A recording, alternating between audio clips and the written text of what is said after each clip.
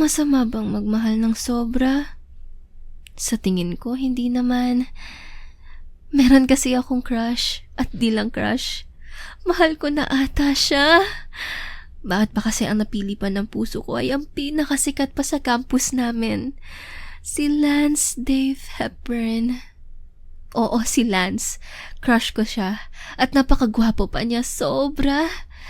Hindi lang siya gwapo, napaka-hot pa niya. Saan ka pa? Charot. Siya nga pala. Nakalimutan ko magpakilala. Ako nga pala si Julia Torres, 17 years old and second year college. Nag-aaral ako sa computer school, isang sikat na university. Isa akong IT student. At si Lance nga pala. Isa siyang model. Sikat sila dito sa campus. Sila ang Royal Model Heartthrob ng campus. Oo, royal ang tawag sa kanila ng mga babae dito sa campus. Kung hindi man, Royal Prince.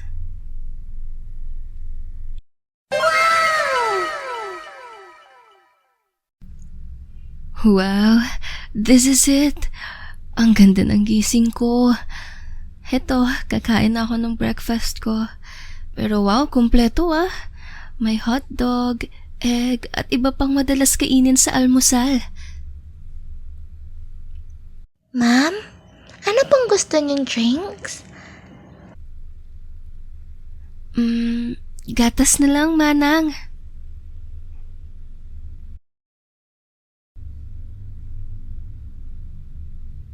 Siya nga pala, may katulong kami sa bahay. May kaya lang po kami ah. Hindi po kami mayaman ng tulad ng iniisip nyo.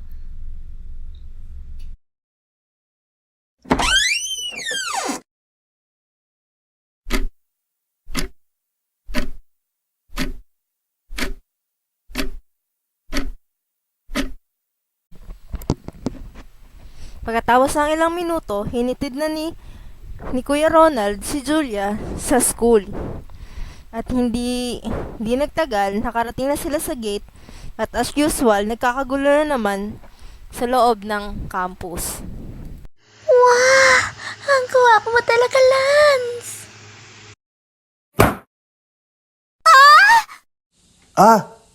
Miss, okay ka lang? Ba't ko yung kamay niya? Sabi-sabi ng... Okay lang ako. Salamat. Mabuti naman, miss. Grabe. Ang gwapo niya talaga. At napakabango pa. Pwede bang akin ka na lang? Erase, Julia, behave ka lang. Pinagnanasaan mo na naman siya. Sige. I have to go na. Sure. Thanks ulit. At ayun na nga, nauna na siya. Bago yun makalayo na dito, feeling ko ang sama ng pakiramdam ko sa mga tingin ng tao sa akin. Ang bilis ha? Ganun talaga. By the way, after 4 minutes, nakarating na din sa room ko. Grabe, sino kayang prop namin ngayon? Grabe ang first day of school ko. Aba, nakaka-tense. Ang gwapo niya talaga, lalo na sa malapitan. Hindi nagtagal, dumating na yung prof. Okay class, ako nga pala si Mr. Tan. Pwede nyo na akong tawaging Sir Jeremy. Ako ang magiging English teacher nyo. Mag-start na tayo.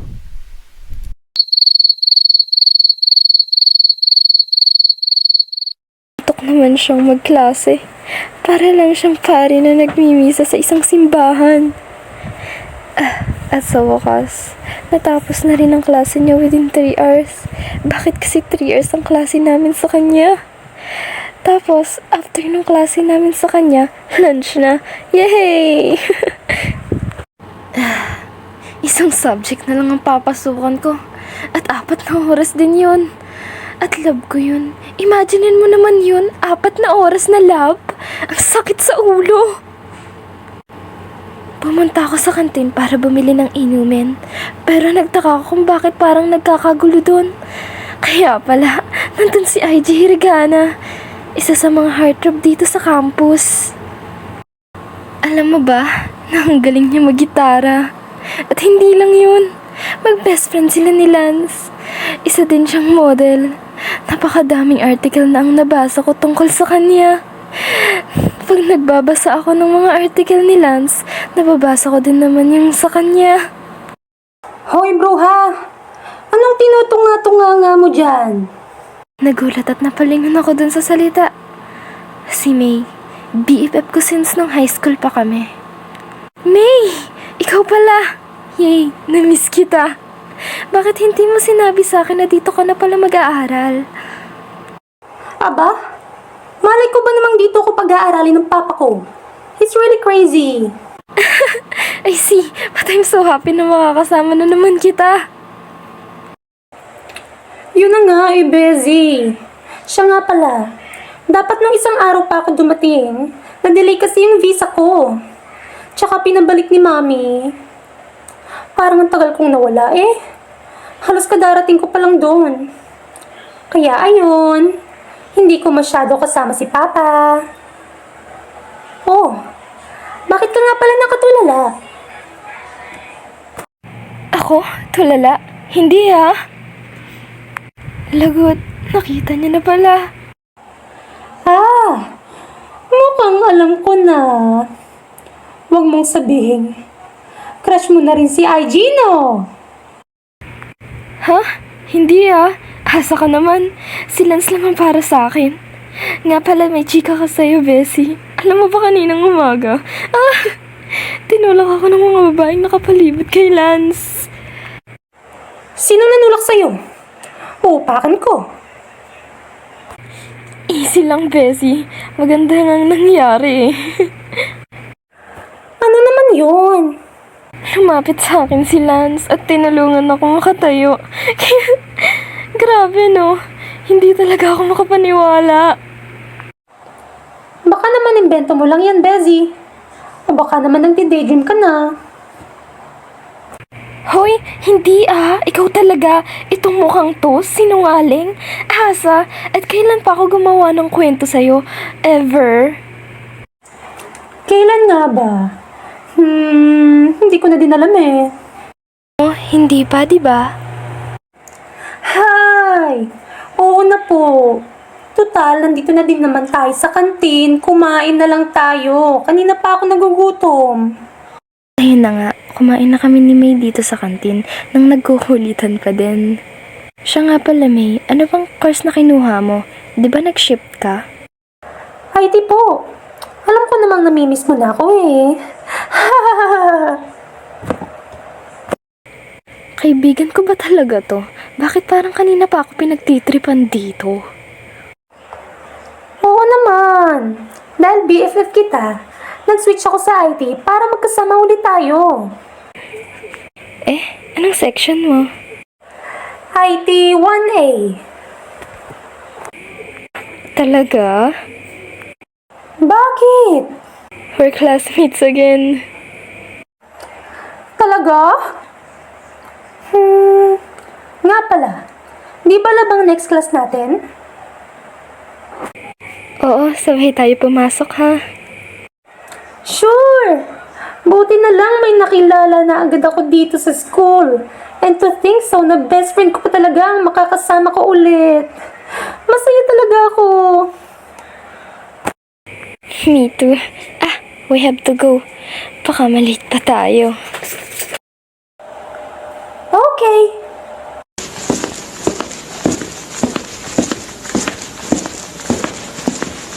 Ayun na nga, nagpunta na kami sa lab nang may hindi inaasahang mangyayari. Pagpasok pa lang namin at boom, naandito si Lance. Grabe naman, ang gwapo niya talaga at ang bango pa. Charot, ang layo ko kaya sa kanya. Paano ko kaya siya maamoy? Wala naman akong pang-amoy tulad ng ahas, no? Nasa magkabilang dulo kami. Anong dahilan at bakit siya nandito? Nagsimula na magsalita ang prof namin. Okay, quiet class. Alam ko nagtataka kayo kung bakit nandito si Lance sa titilyo niyo tuwing umaga. Hoy, yung mga babae dyan, pwede ba manahimik kayo? Yan kasi makatili, wagas, buti nga sa inyo. Ang hard! Siya nga pala, babae yung prop. Ang landi niya rin magsalita, parang nang aakit. Yuck! Charot, makayak wagas. O sige, ako na binara ng sarili. Whatever. Mr. Hepburn, magpakilala ka. Pumunta ka dito sa harapan. Ako nga pala si Lance Steve Hepburn. I'm 17 years old. Isang model. And the reason why I'm here? Every time na attend ang mga students sa lab, wala ako eh. Sa sobrang busy ko, napapabayaan ko ng subject kong IT. Ito lang kasi ang tamang paraan para maipasa ko ang subject na ito. And I'm hoping na maging close ko kayong lahat. Yun lang, salamat. Ang guwapo mo talaga, Lance! Ano ba ito? Kaklase natin si Lance? Asus? Siya pala yung Lance na kinikwento mo sa akin, ha? Nako, palakpak tenga ka naman dyan, Desi. Bessie, pakikurot nga ako. Baka nananaginip lang ako. Aray! Hindi nga ako nananaginip. Oops! Wrong move, Julia. Nakatingin na sila sa'yo. Miss Torres, what's happened? Why are you shouting? Wala po, ma'am. I'm sorry. Nako, baka hindi ka na mag-aral niya ng ayos sa subject na to, ha? Kanina pa tulala dyan sa lunch mo. Hindi, ha? Okay. Siya na parang may mata ng agila. Napakatalas talaga nitong babaeng to. Kanina pa ako inuulan na ng pang-aasar. BFF ko pa talaga to. Baka hindi siya talaga yung best friend ko. Natapos ang klase. At ang tahimik, bukod kasi ng upuan si Lance, tabing-tabi, as in sa sulok na ata. Yung nag-iisang bukod na computer sa dulo talaga. Pero nakakatuwa naman kasi, kaklase ko siya, at araw-araw ko siyang makikita. Isusulat ko to sa diary ko.